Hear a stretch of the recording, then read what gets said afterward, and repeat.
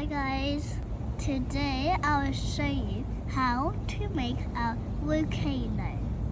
You will need vinegar, baking soda, a cup, spoon and food colouring.